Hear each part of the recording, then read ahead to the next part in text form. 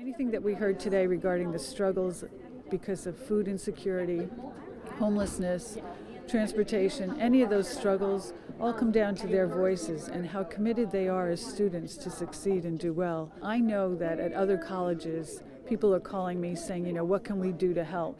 And I thought if we all got together here with the community partners that we're working with the ideas, with the speakers that we had, that everyone could get on the same page and say, okay, we can do something on Monday. Let's start. I think we had a lot of people here that have been working on this issue for quite a while. And I think there's a fantastic opportunity to collaborate and to get closer to how to solve this problem. I feel energized. I'm always happy to find hopeful people who really want to do a lot of hard work. And this was a room full of people who do seem to get it, who seem to understand that this is going to be a difficult set of tasks, but also have some passion for doing something. I've heard from a lot of other colleges about things that they're doing while they're building. So it's not an all or nothing. So we do emergency food services for students, but I think we could do a better job at coordinating with other offices on campus while we're getting our programs up and running, and then hopefully they can be a part of the food bank as well. So we had someone who's a student, older, non-traditional age student, who's at the table really sharing his experiences of struggling through school without financial resources. So really being able to hear directly from folks who are experiencing hunger and homelessness, but also sitting next to folks who are at other higher ed institutions and are involved in doing the work or involved in drafting the policy. Because I think the connection of what's the problem and the people who can fix the policy makes that a priority. The reason that the students are dropping out is not because they're not doing well academically. They're dropping out because things are happening in their lives. If, for example, we were to feed every student who is on food stamps, has a Pell Grant, give them one solid meal a day, it would cost us $850,000 a year. That's a bigger problem than private philanthropy can fund. We need a movement to go forward and to make sure that that we get some national, state and national policy solutions. I myself went through this, and I know how difficult it can be and how it can take a toll in your learning. So that's part of the reason why I feel so compelled to come to this event.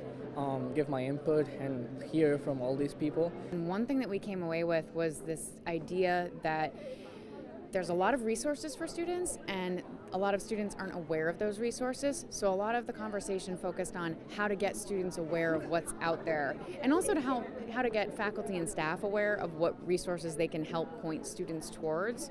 So we talked a lot about conversations, getting information to people, disseminating information, and building a community where folks felt comfortable enough to ask for these resources too. I think a lot of people were kind of out there thinking they were dealing with this on their campus by themselves, not knowing there were a lot of other people on other campuses dealing with it, or people are just out in the community that are available to help them. So one of the things that I've heard from today's sessions was that people kind of made some connections they'll follow up with after this. There's a lot of ways to get the university and campus involved into understanding that there's no stigma. Everyone should receive help if they need it. How can you be the best student you can be if you're sitting in classes and you're hungry and you can't focus and you don't feel well? It was a great event. We got to meet a lot of great people, and they gave us amazing ideas on how to go forth and really expand. So coming in, I wasn't sure what to expect. It just seemed very interesting.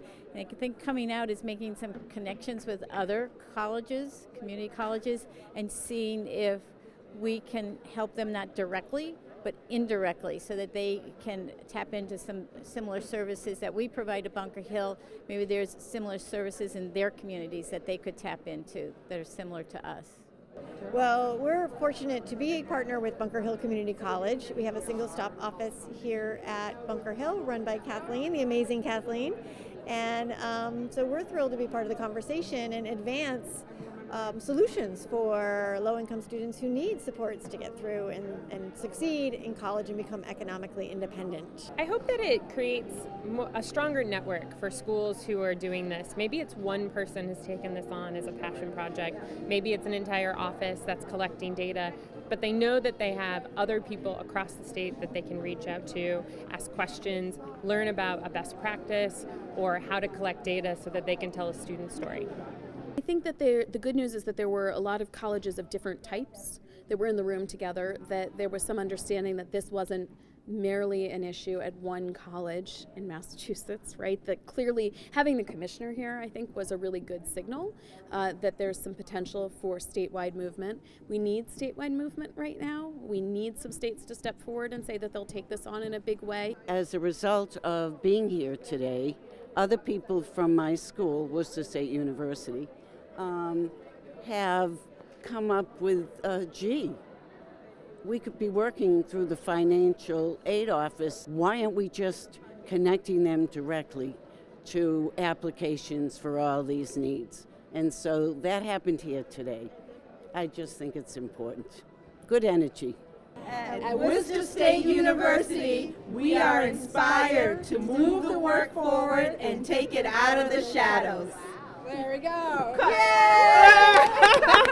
Students aren't your typical students anymore who are 18 moving out of mom and dad's house, but these are older adults, people with children, immigrants who have a lot of challenges and are really committed to making a better life for themselves, and we need to support them in any way we can. I'm very happy that this went on here because I graduated in 2010. This was prior to the single stop or prior to the mobile pantry that they have that comes every month. And I remember with my friends here, like every week we'd be like, okay, is there anything going on so we can get something to eat? Is there a party or is there a club? I remember during the middle of the semester sometimes having to sell my book back because I needed it, and then I'd go up to the library and borrow the book that they had up there till I try to make it through the rest of the class. So I understand that hunger is a big issue on campus as well as homelessness, and I'm so grateful that Bunker Hill is doing something about it as far as bring not only for their own students and recognizing the need here, but to bring the other colleges together. In the beginning it's daunting. You feel a little bit embarrassed, but I understand why they want us to sign in now, more the data collection and different things. So it's very helpful to see what it's like them trying to help us. It's just like so relieving to hear that students like myself are not alone and there's people willing to actually support us.